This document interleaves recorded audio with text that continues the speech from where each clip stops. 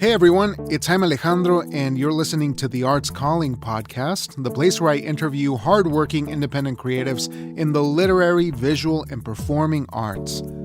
I have an exceptional conversation lined up for you here, so let me cut to the chase. Today, I am over the moon. I'm excited to be Arts Calling the creative team behind Welcome to the Big Dipper, a brand new musical. Welcome to the Big Dipper is a musical about home, family, identity, and finding unexpected community in a house full of strangers. There's so much to talk about, so let's cut to the chase. I am joined by Catherine Filloux, Jimmy Roberts, John Daggett, DEMONE SERAPHIN, and just so you're aware, Welcome to the Big Dipper premieres this week at the York Theatre Company November 21st, and it runs to December 29th. So please check out the links in the episode description so you can get your tickets for November or December if you're in the area. So with that out of the way, let's give them a call. Well, folks, thank you so much for taking the time to join me. I'm really delighted to have all of you here, the collaborative team, the creative team behind Welcome to the Big Dipper. Folks, if we may take a minute to introduce all of you, I'm really excited to talk about the work and maybe some of your current thoughts on musical theater and collaboration. But perhaps we can start with Catherine and work our way down just to get a sense of who you are. Yes, I'm Catherine Filloux, and I am half of the book writer on the project, and also it was based on a play that I wrote called All Dressed Up and Nowhere to Go. Thank you. And I'm John Daggett. I'm the other half of the book writing team.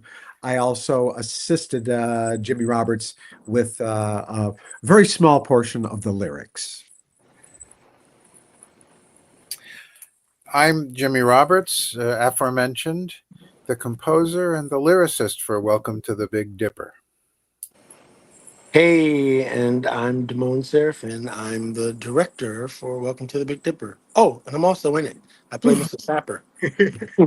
Playing double duty. Excellent. Yeah. So if we may get a sense of the play, perhaps we can learn a bit more about what this piece is about. If anyone would like to give us a pitch, give us the actual story of what Welcome to the Big Dipper is about.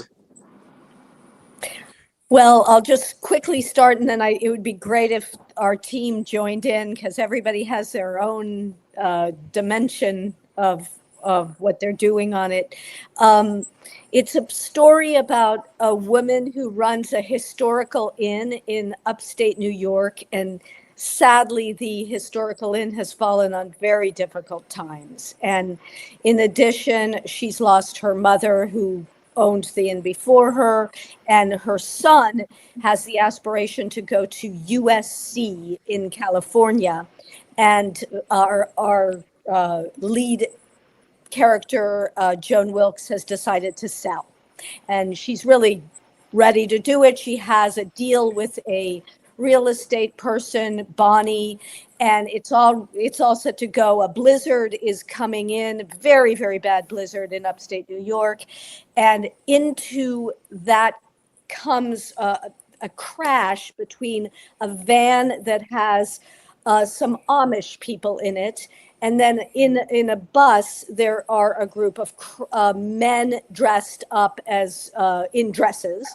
They are the Sirens of Syracuse. And so they are shepherded to stay at this historical inn, and 3 days ensue in which they need to figure out the future. And I'll add that this is takes place close to Niagara Falls, south of Niagara Falls, in which one of the young Amish teen who's in Rumspringa and is constantly trying to flee her father, and she actually wants to go to Niagara Falls for her own personal reasons, which if you come see the show, you'll find out. She befriends the son of the owner of the inn. There's kind of an attraction there.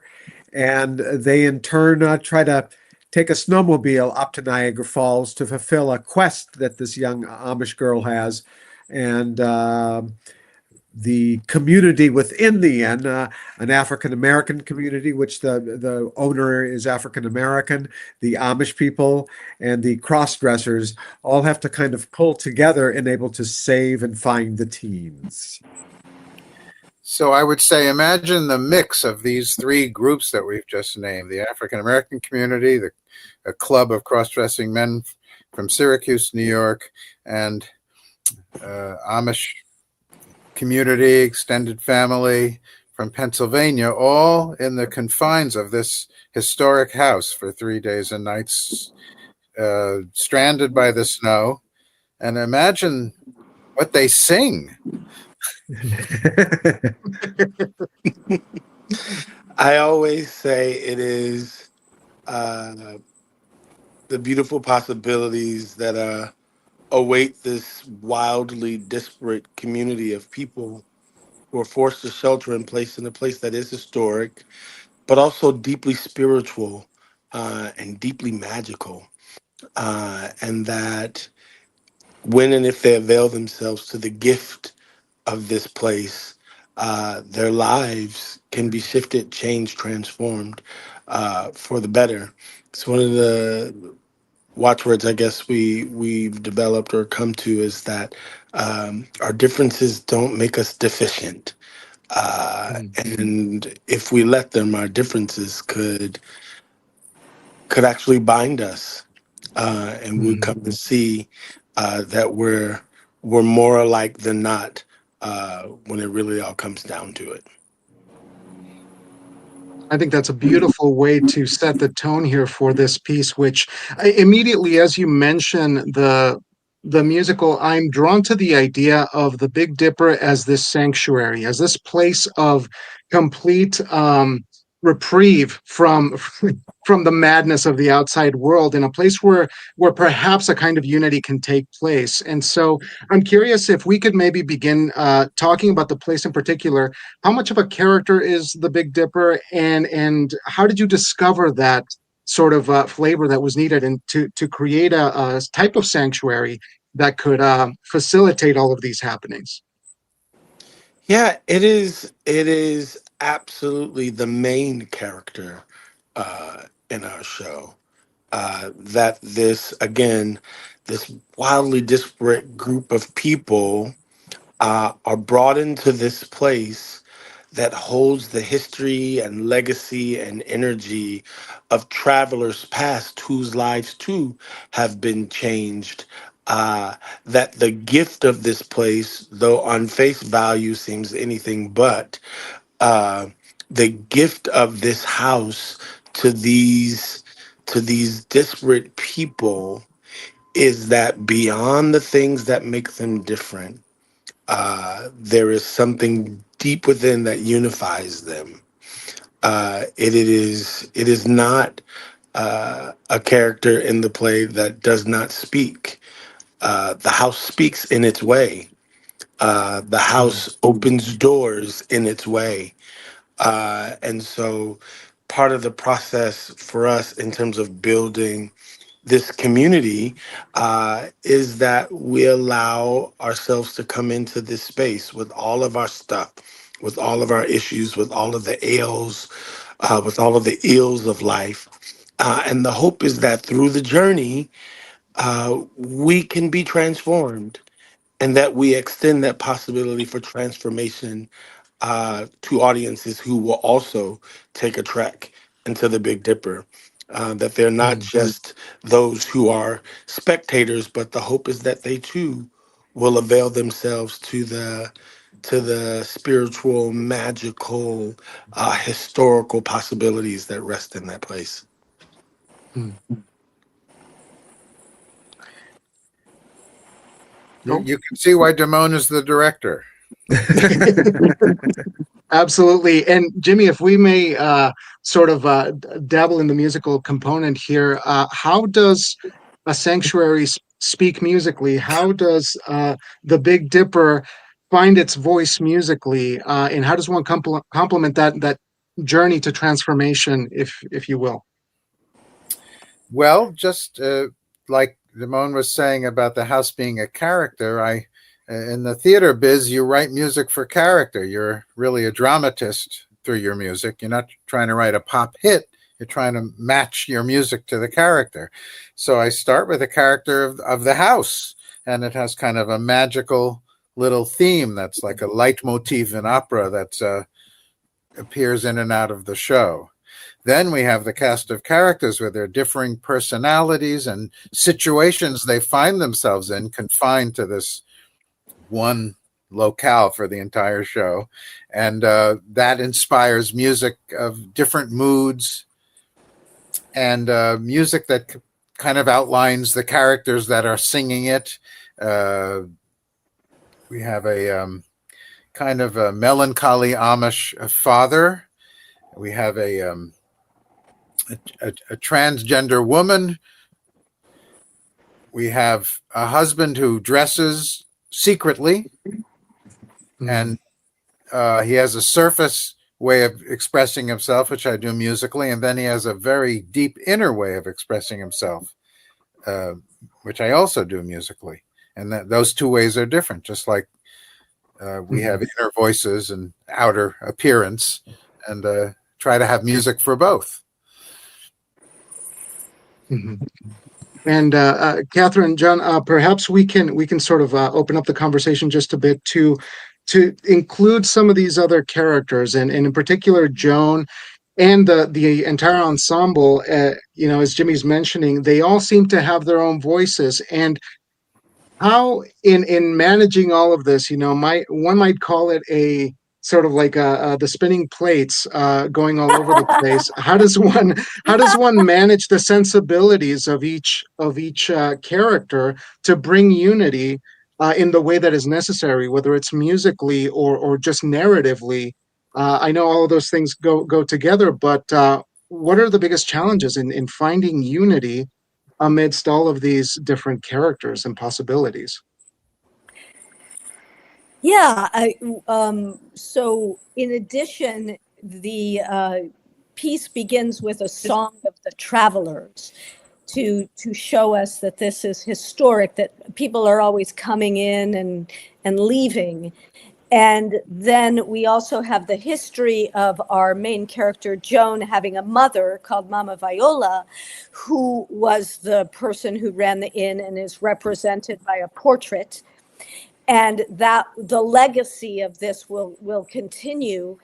And so I think spinning plates is a good analogy. I think balance is one of the challenges in terms of, if one way to say it is giving everybody their due. In other words, to make sure that everybody has the depth that is needed to portray each character,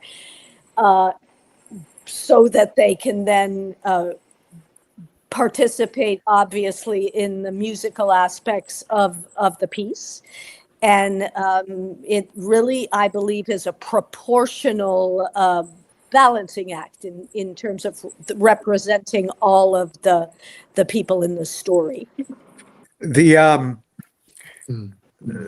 story kind of tells us also, or depicts in the telling of it, that we all as human beings kind of stand on the shoulders of other people, our people in our past, whether they be relatives, direct relatives, or friends, or teachers, or philosophers, or religious people.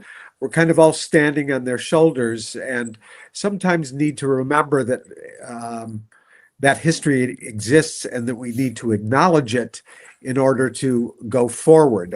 There's a definite sense of the people coming into this place from the past and potential people coming into the inn in the future. You asked about how we depict the characters or bring that onto the stage. Of course, that's a lot of the challenge and the obstacles and the dramatic question of the piece. Can these people find a way to seek harmony and achieve the harmony? So a lot of the songs kind of deal with not only the obstacles between the different groups, but their own internal obstacles, their own internal questions that they're trying to answer for themselves. So it's been quite of a challenge, I think, for all of us to find uh, the common themes and melodies, as it were, of telling the story. But it's been a real learning curve for me, but a real joy and a real work of love. So, Right. And as I've read recently, this has been a project that has been in the works for a while. So you've had time to let it simmer, to let it take on a life of its own. And I'm curious how defined the core aspects of this piece were, because if I'm not mistaken, this was about 10 years in the making, if I'm read correctly. Yes. Yeah, yeah. So when you first find Catherine's initial play that this musical is inspired on, what are the elements that immediately leap at you? What drew you to it? And I guess what were the pieces of momentum that you found in the piece that would allow you to build on that as the foundation? Well, John Whoever is would like to go first. John saw Cats play as a musical. right. Katrine wrote this. It was how many characters in it? Maybe five, Kat? 6, yeah. And a couple of them played multiple characters. And it was pretty farcical, I guess, a dark farce. And in a lot of ways, it reminds me of certain elements of like The Tempest, Shakespeare's The Tempest, in the sense it's a group of people that have been shipwrecked on an island. In this case, this is a historical inn and whatnot. I did several readings of it before it was finally produced, I think, down in Baltimore is what I want to say. And I never got to perform in it, unfortunately for me. And it always kind of screamed to me to want to be something more than just this kind of small farcical play. And I started looking at it as its potential for a musical. I wrote lyrics and composed some music. I was very poor at it. And that's when we approached Jimmy to see if he would be interested in composing the music and writing the lyrics, which he was. And it truly takes on a life of its own when you start working on something like this. The piece tells you what it wants as you work on it. We must have tried to run up the mountain 3 times with 3 different versions of writing the piece. One of which was close to my version of what I had done. Another one that was very close to Katrine's original source material of the play. And we ripped it all down and started it again from scratch. And the version that it exists right now is really a collaboration between Katrine and Jimmy and myself of the source material with the situation, I think, and the different groups and the locale, but is very, very different from the play and how it existed before. It's really amazed me in working on it how it kind of takes you by the horns and steers you in directions of where it wants to go to tell the story. And a lot of that has to do with how and when you use music to springboard, if I can use that word, into the next transition of where the story wants to take you. So it's been a lot of fun. Certainly. And go ahead. I'm sorry. I was going to say that then, and of course, the director is a collaborator too and puts his or her own stamp on it. And all the things you've just said have been suffused with our DEMONE's perspective on the story we're telling. Right. Yeah, And DEMONE, then there's go ahead. another shift. There's another shift after that, then, because then there are 10, 12 other people who then come into the room who are then affected by the material in various ways. And Right. so, the Katrine started with this 5-person farcical play. It is now grown into what it is right now, even beyond what we've been wrestling with in our private workshop together. Uh, that you come into the room again with some wildly disparate people with their various experiences and backgrounds and journeys and their response to the material that then opens the door to further exploration, to where the play ultimately in this ideation finds its heartbeat, finds its Mm. shape, finds the way it lives and breathes in space.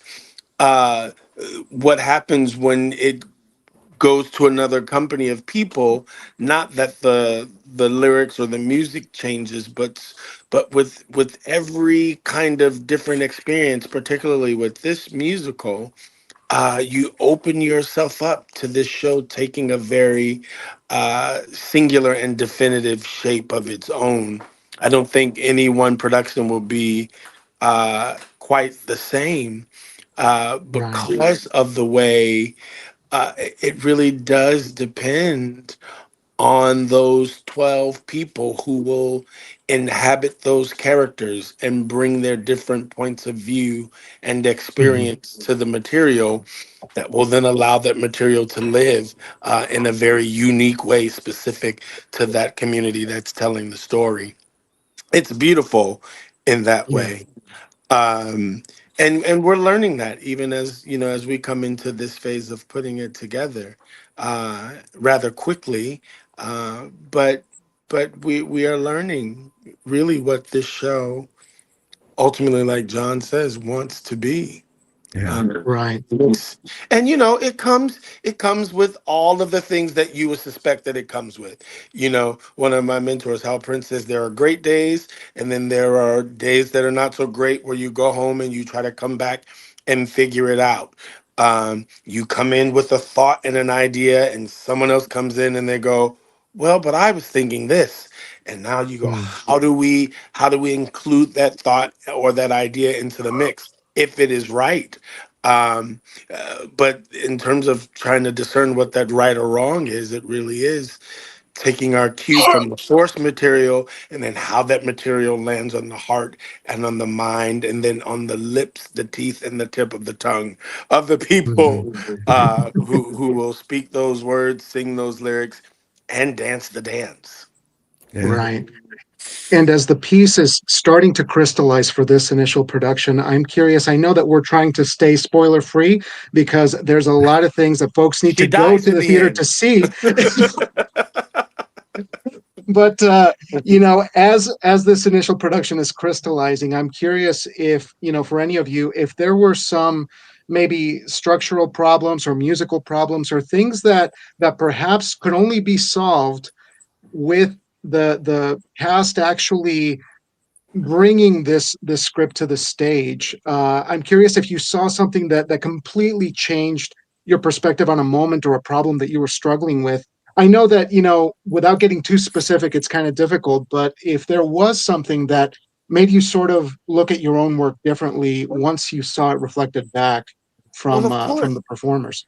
of course. I mean, it's the thing we're talking about now, and without giving away details, we've also come through a cash change on this. So where we had Mm. settled on the show in a specific way with a specific group of people, that group has changed, and so even the way we look at the way music sits on the voice. That there's a different timbre and tension in one person's voice than it is in Mm. another person's voice. It's a different experience than, and then elicits us to come back to the drawing board in spaces when someone else is speaking this text and they feel that text in a way that is completely different than how we've been dancing with it in workshops previous. Oh, uh, that those are the things that make um, us at the end of a rehearsal sit down together and Jamon, I'm go, losing you a little bit. Could you back up and repeat that? Oh boy. Wow. It is to say, yeah, that there are those moments in the process where, we've come in with a very clear idea, or thought about what we thought this material would be, how it would live. But then you realize, oh, musically, this sits differently on this voice than it did on that voice. This Mhm. particular actor had this point of view that actually in its playing seems more authentic. How do we go back and capture that authenticity? Or that's not at all what we thought about this moment. So how do we find a balance between those who are playing it and then us remaining authentic to the story that we were trying to tell?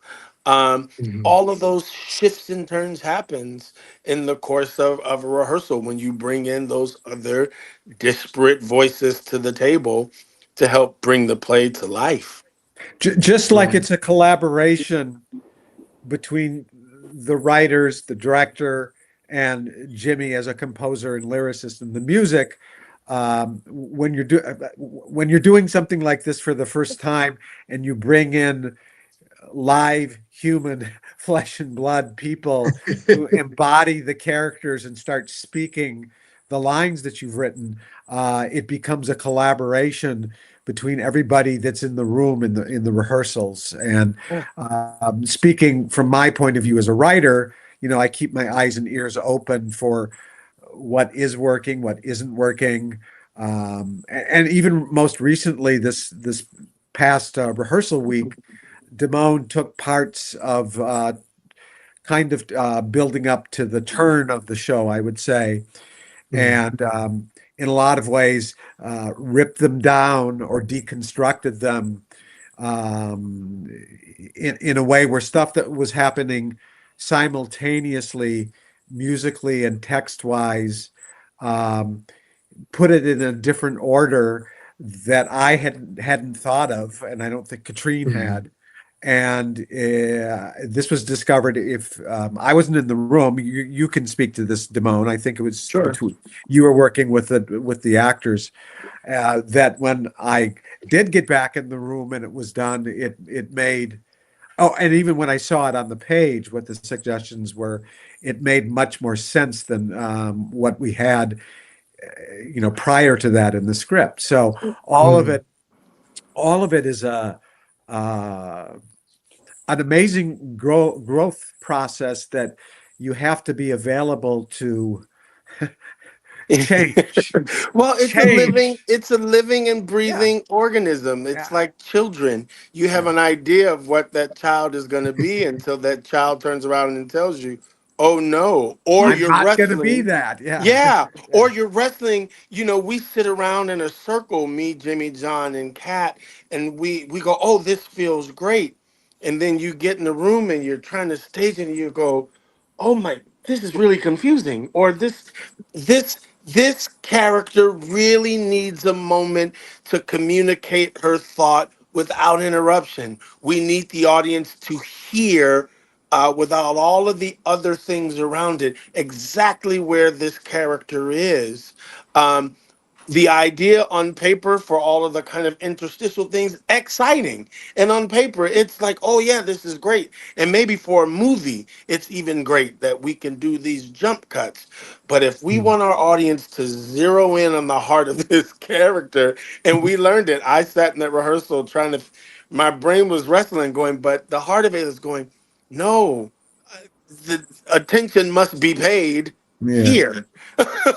Well, Right. And just like any play, any musical, any performance work of art, it doesn't exist on the page. Yeah. It's not mhm. it's not two-dimensional words across the page. It's got to be up and in space and living, and Mhm. um, you have to respect that, or it'll slap you across the face. Oh man. And boy, in that Yeah, particular moment, yeah, it was that. It was absolutely. absolutely that. Well, there's also the issue that, this is new work. And, as a playwright who writes new work, the rehearsal process is one of constant rewriting to adapt to and create what is going to be three-dimensional in front of you. And I think that when you talk about a new musical,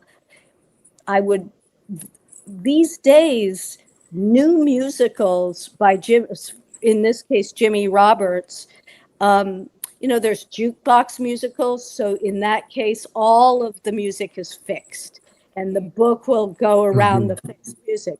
This is a moving entity in which it is all brand new. There's not one tried and true number that people can say, oh, I remember the days, but nothing. It's all new.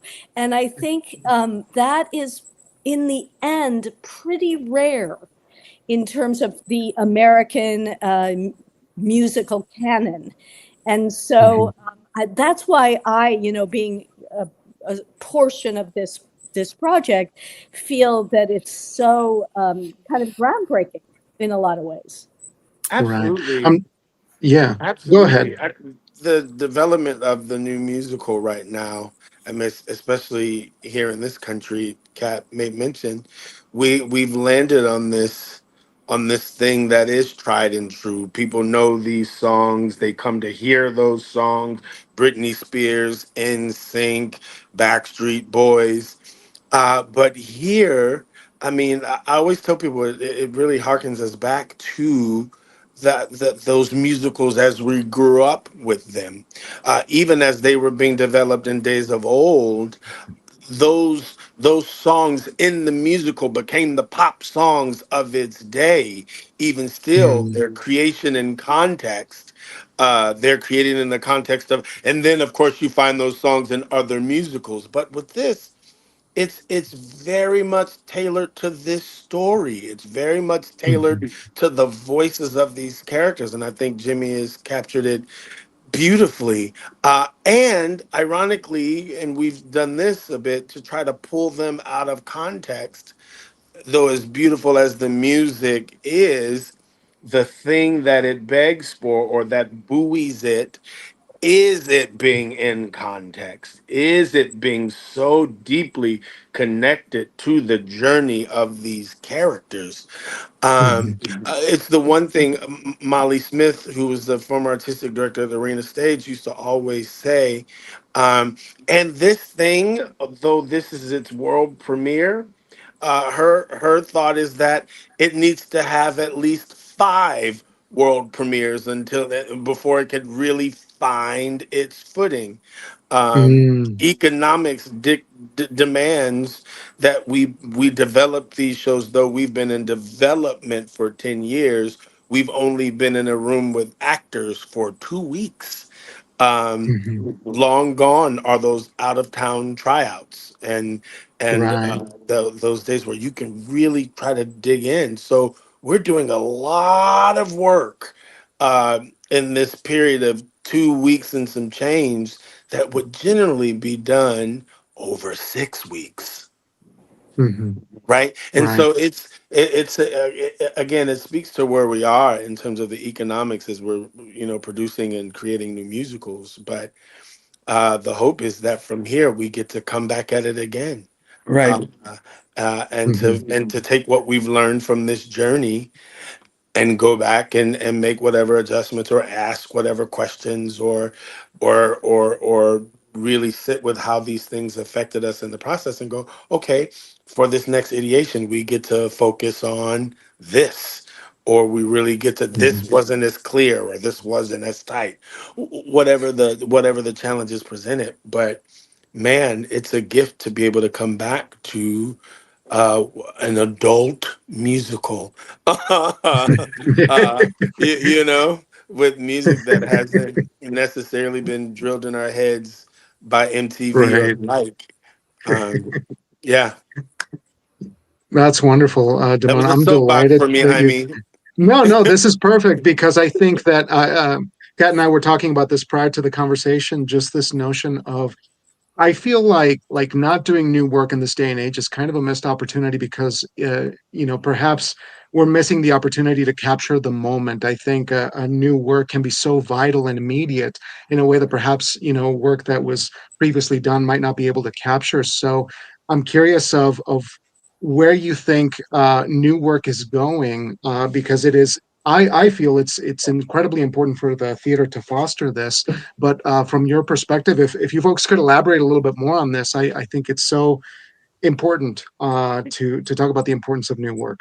It's tricky, Jaime. It's tricky, and I won't take all of this time. But I was an artistic director for a minute. I'm interviewing in different theaters for that position again.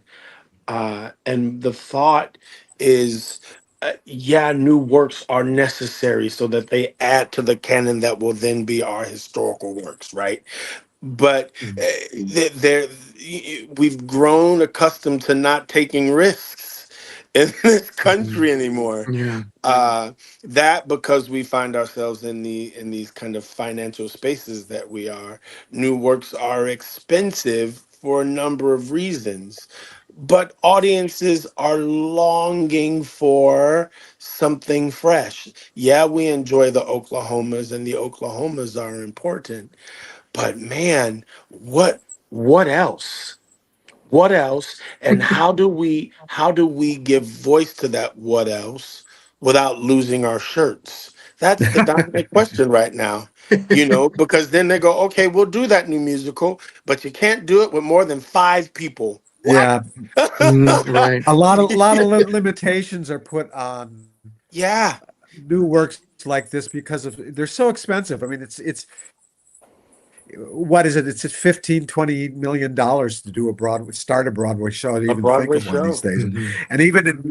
And even in our modest situation with this one, so much work goes into it, and Jimmy especially, that has to do so much work because if anything changes, uh, especially Mhm. musically or lyrically or something like that, you have to go back, reorchestrate, redo stuff with the score. It becomes incredibly time consuming and expensive, to rework all that stuff, which is untrue for a tried and true, what they call American musical. Jimmy could speak to all Right. that probably much better than I could. But some things were more laborious in the past. I think if the script changed in the 50s or 1940s, you had to have 10 carbon copies on type of each other on a typewriter. And Yeah. Yeah. the stage manager was responsible for that. And every musical had a team of copyists who would take the orchestrator's work and then the new work and the changes.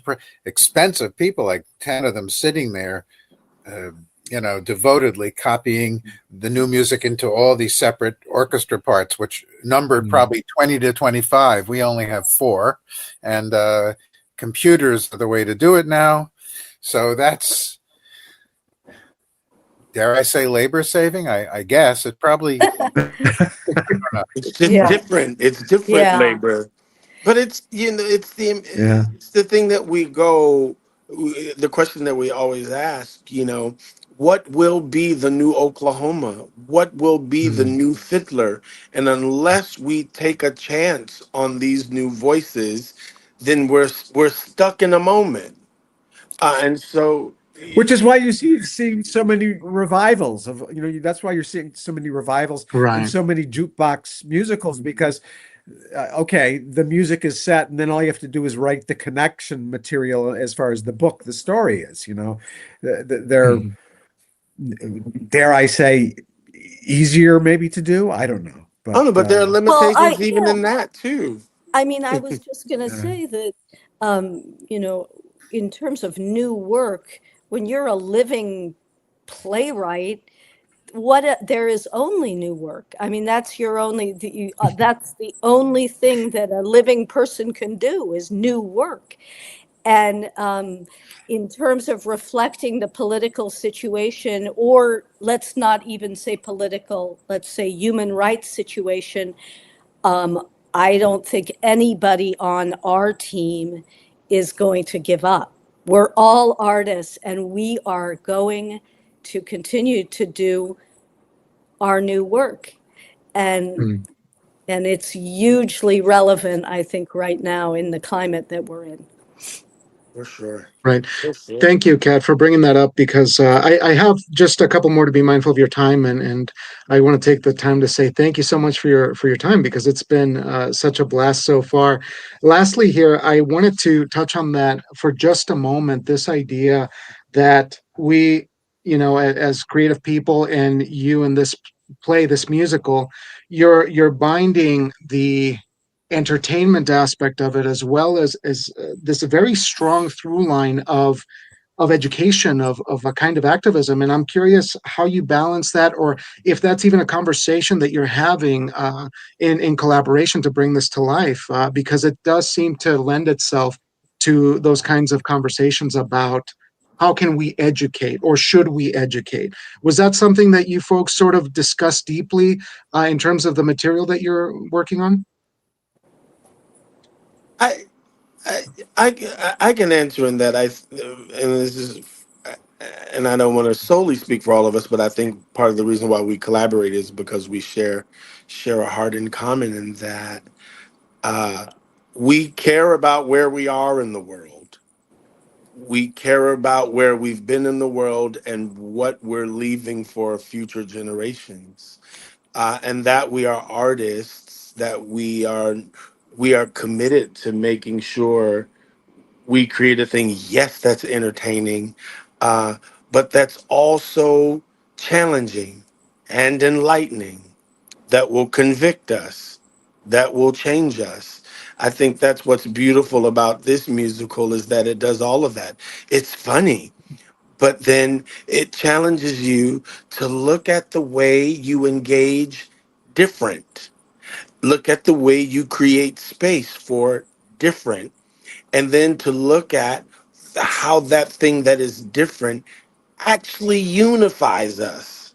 That at the heart of all of our differences, we are human beings trying to make it in this world, and that we as artists are given a platform, and in this case an opportunity to, yes, entertain, but I think we've always shared in our meetings that it is the hope that, especially in this time, that our audience will walk away with their hearts being pricked, their minds being challenged, and that their sensibilities would be open to the possibility that maybe that person who lives next door to them, who looks different from them, sounds different from them, believes differently than they do, but they're valued because of that and not devalued because of that. And that maybe in the midst of all that's different, we can connect to those things that we share in common as well.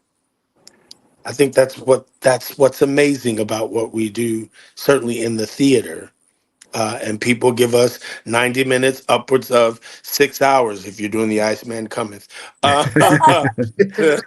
to to have that journey. It's another soapbox opportunity for me, so I'm going to shut up and let my colleagues talk.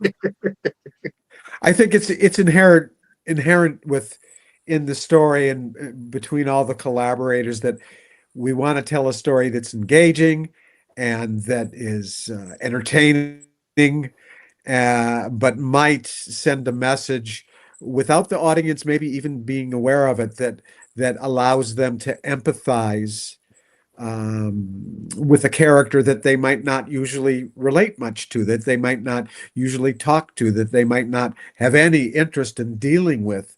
But when you see them up on stage, you can you can empathize, as I said, with their obstacles and with the problems that they're trying to overcome, and maybe the audience will walk away from the evening with just as Damone said, a different perspective, uh, a seed planted to maybe think a little bit differently, but about this kind of individual or that kind of individual, that not to judge a book by its cover, to make it oversimplify it. So, and we're living in a very extreme environment right now, very polarized environment right now, that I think that could be a very helpful tool for society. So now I'll stop Anyone else? pontificating. I was going to say the challenge, of course, is to do this without letting the audience know that they're being, no sense of being, who wants to sit and be lectured to or Right. be given a message. But if you can find that fine line of, and I think Story. It all comes down to the the story. story and the characters, I would say. And it's probably best if people come to our show not even knowing it's the cross-dresser show or the Amish people show, because I think the nice thing is that once you're sitting there, you get past the superficial things that separate these folks, and you see their common humanity, and just through the art of entertaining, and that's where I think a successful show is, and characters you care about. And I was thinking of new work that I've liked, like Hamilton. Very unlikely founding fathers, but I got past that immediately, and I was caring. Just like just like I was in a Rodgers and Hammerstein old-fashioned show, is how I felt about Hamilton, or Next to Normal. Just characters you become invested in right away. I think we have that. Hope we have that. Absolutely. Absolutely. It's interesting. One of the things I think we said this, and certainly in the context of rehearsal too, that yes, they're Amish. Yes, they're men in dresses. Yes, they're trans. Yes, they're Black. But then they could also be Eskimo. They can also be, Mr. Snuffleupagus. They can also they can be any kind of variation of people and different. And so it's like if you allow yourself to get hung up on that, then you miss the gift in what is presented to us when these people have come together, whoever they are. Yeah. My nails are this color because I'm playing with colors for, our show right now. So yeah, I happen to play one of those men in dresses. So trying to figure out what color my nails are going to be. So there you go. I'm looking at Yeah, blue today. there you go, Blue. DeMone. We didn't get a chance to talk about your double duty. I know it might be a little bit late for it, but I'm curious. As we're winding down here, I got one more question for you.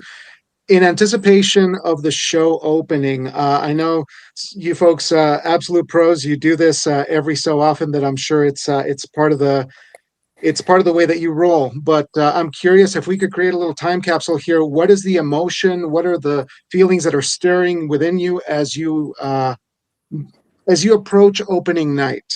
If you could share a couple of those thoughts here, posterity. Everyone's staring at me. Jimmy, you're the composer.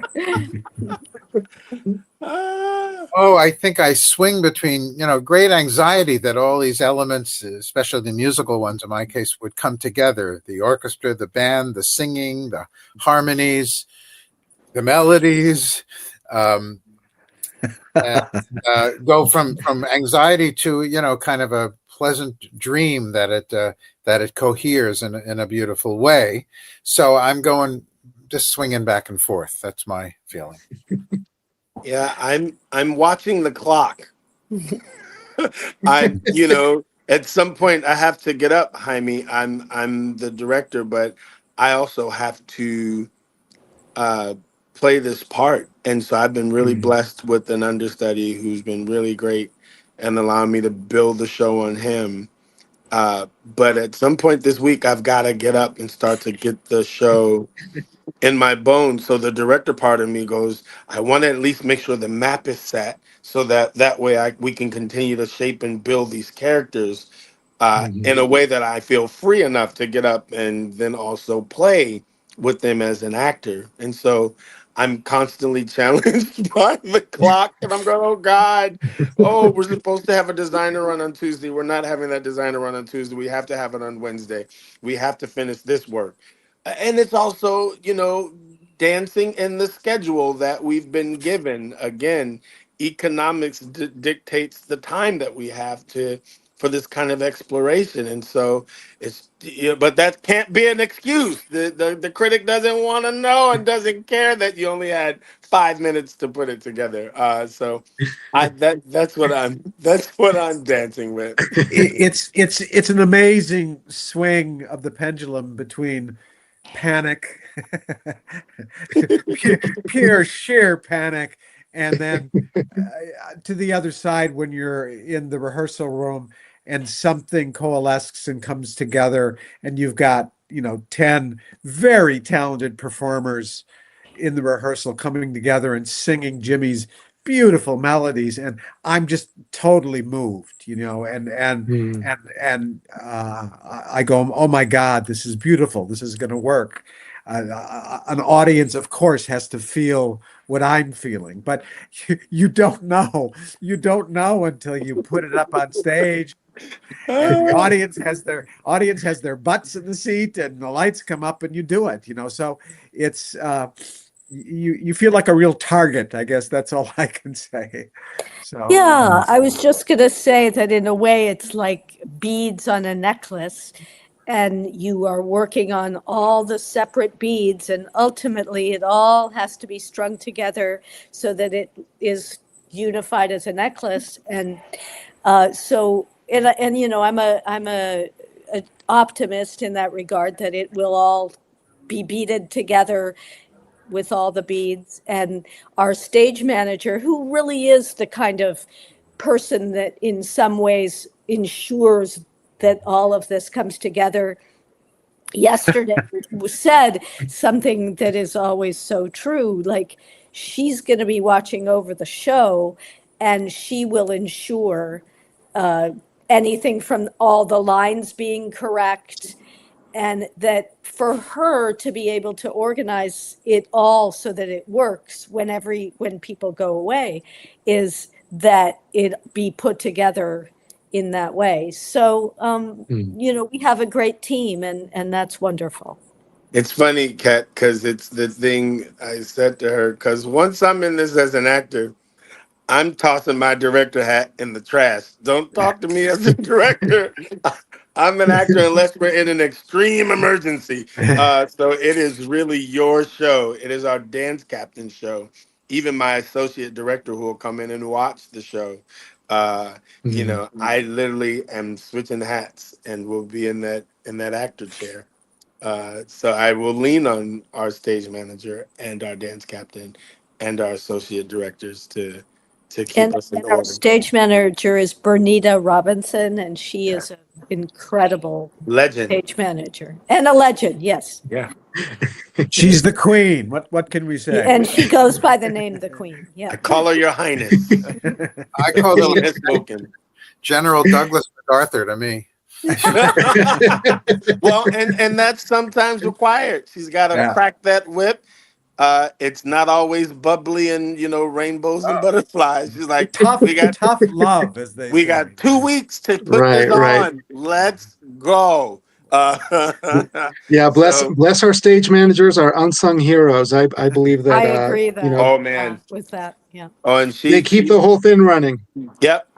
Okay. Well, there are so many people behind the scenes with the designers and the running crews, and it's amazing. So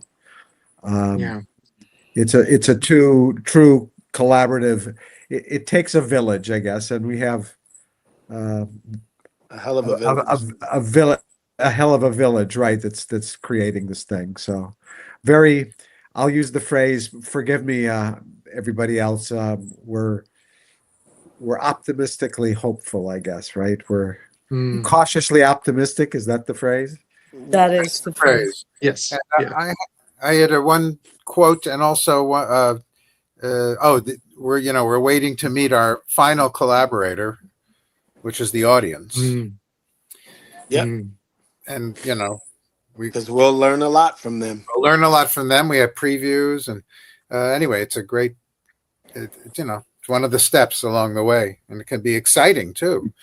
And also, there's a work of fiction that describes a place that just fits the Big Dipper in our story to a T. So I thought if I read it, it might make people want to visit it. think of this as the Big Dipper Inn. It is a haven for lost souls, a melting pot for different cultures, a place of equal opportunities for the high and the low, the rough and the smooth. As in life, not all the guests form alliances, but by the end of this show, all are in some way transformed. Yeah, that's our show. Oh wow!